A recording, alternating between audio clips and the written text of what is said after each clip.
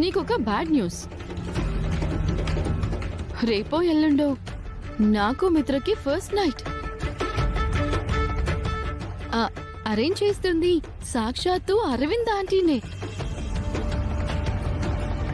So నువ్వు మా మొదటి రాత్రికి ఏర్పాట్లు చేయడం తప్ప ఏమీ చేయలేవు.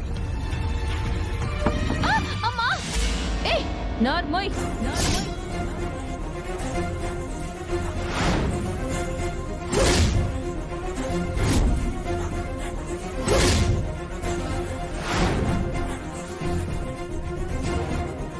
వెదవాగుడు వాగితే ఇలాగే ఉంటుంది. నా కాలు విరగొట్టాలనుకుంటున్నావా? ఒక కాలు కాదు, 2 కాళ్ళు చేతులు విరగ్గొడతాను. అయినా ఈ కాస్త నొప్పినే భరించలేకపోతే అప్పుడు అంత నొప్పిని ఎలా భరిస్తావు? ఏంటి తిక్క తిక్కగా మాట్లాడుతున్నావు? తిక్క కాదు, నా తాళి లెక్కతో మాట్లాడుతున్నాను.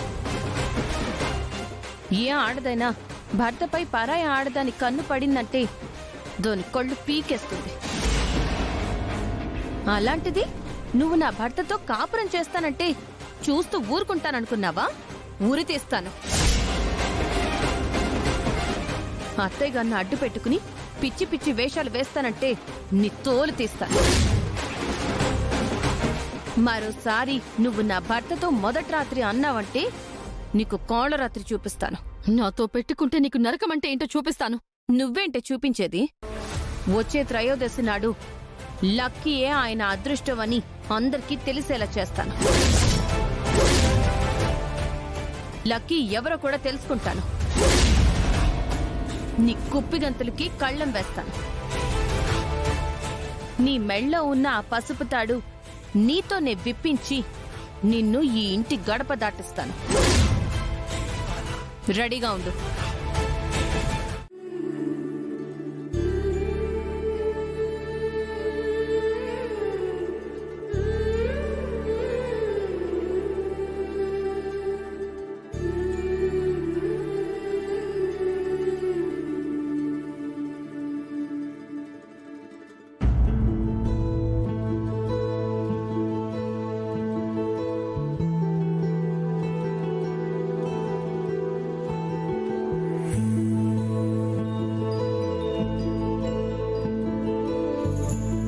పెంచిన బంధం తప్ప పేగు బంధం లేకున్నా నా మాంగల్యాన్ని కాపాడుతున్నావు. ఎవరి చిట్టి తల్లి నువ్వు? అసలు మాకేమవుతావు?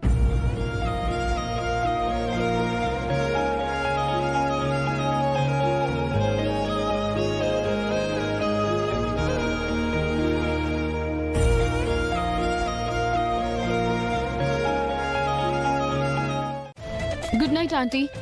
నా రూమ్కి వెళ్తున్నాను. నైట్ అంతా నాతోనే ఉంటానన్నావు కదా? నాకు నిద్ర వస్తోంది ఆంటీ.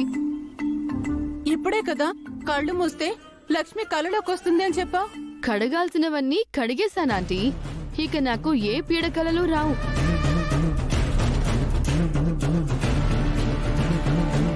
ఏం కడిగేశావు?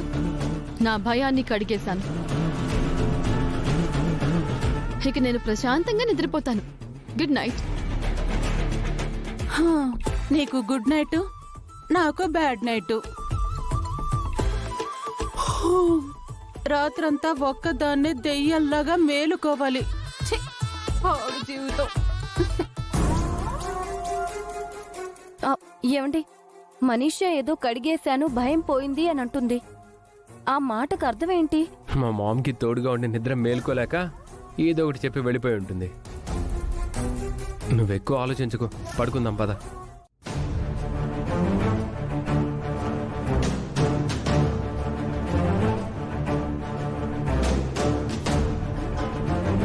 మావయ్య గారు, మావయ్య గారు, నేను ఒకసారి మున్నార్ వెళ్ళి రావాలనుకుంటున్నాను. దేనికమ్మా? లక్కీ పుట్టింది అక్కడ హాస్పిటల్లో అని చెప్పారు కదా. అక్కడికి వెళ్ళి ఎంక్వైరీ చేస్తే లక్కీ పేరెంట్స్ గురించి తెలుస్తుందేమోనని. ఇప్పుడు ఆ ఎంక్వైరీలు అవి ఎందుకమ్మా? లక్కీ పేరెంట్స్ ఎవరో తెలిసాక లక్కీ దూరం అయితే మిత్ర తట్టుకోలేడు. లక్కీని ఆయనకి మరింత దగ్గర చేయడం కోసమే నేను ఎంక్వైరీ చేద్దాం అనుకుంటున్నాను మావయ్య గారు.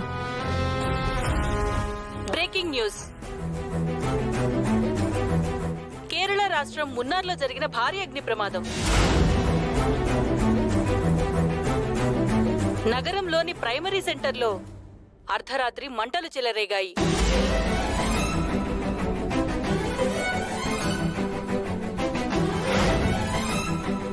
అదృష్టవశాత్తు ప్రాణ నష్టం జరగకపోయినా మంటలకు హాస్పిటల్ భవనం పూర్తిగా కాలిపోయింది.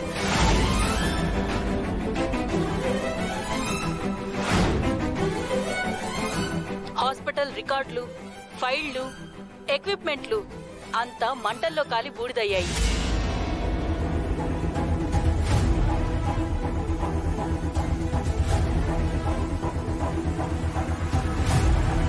అగ్నిమాపక సిబ్బంది మంటలార్పడానికి ప్రయత్నిస్తున్నారు.